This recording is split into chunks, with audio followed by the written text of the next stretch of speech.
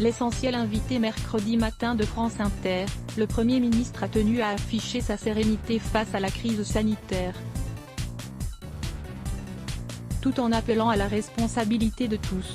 Gouverner, c'est savoir s'adapter aux circonstances, être pragmatique. C'est par ces mots que Jean Castex a débuté son interview sur France Inter mercredi 26 août, un entretien de rentrée très attendu alors que l'épidémie de Covid-19 semble reprendre force dans tout le pays. Très attendu aussi, car le locataire de Matignon reste encore peu connu des Français bien qu'il ait multiplié les déplacements tout l'été. À lire aussi, replay. Nous allons tout faire pour que les Français reprennent le travail. Revivez l'interview radio du Premier ministre durant 46 minutes. Le Premier ministre a donc expliqué les choix du gouvernement mais il a aussi imposé son style, bien différent de celui d'Édouard Philippe. Pragmatique, pédagogue parfois un brin paternaliste, le chef du gouvernement a expliqué « Nous constatons que partout en Europe il y a une reprise de l'épidémie, mais il n'y a pas de quoi s'affoler.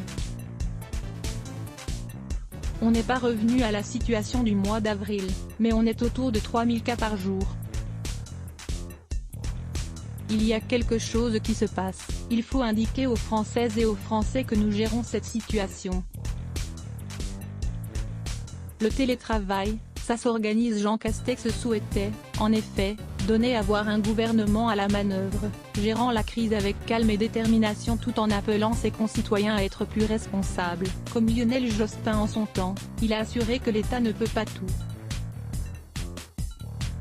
J'ai toujours indiqué depuis que je suis Premier ministre que lutter contre une épidémie de la nature de celle que nous affrontons est un défi collectif.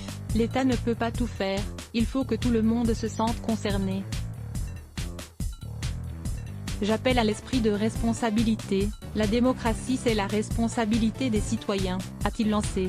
Alors que le mouvement anti-masque prend de l'importance, Jean Castex demande donc à tous les Français de le porter. Il en appelle aussi à la responsabilité des personnes de plus de 75 ans ou fragiles.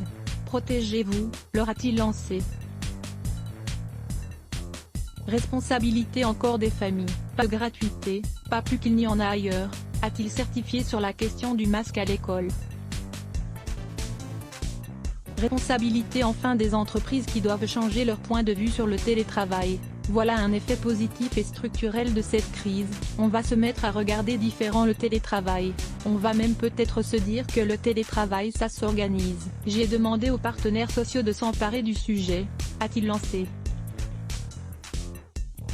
À lire aussi, masque. Les oppositions montent au créneau pour réclamer la gratuité. Éviter les reconfinements. Cet appel à la responsabilité collective doit, du point de vue de Jean Castex, permettre d'éviter des reconfinements même s'ils pourront être envisagés localement ou dans les EHPAD.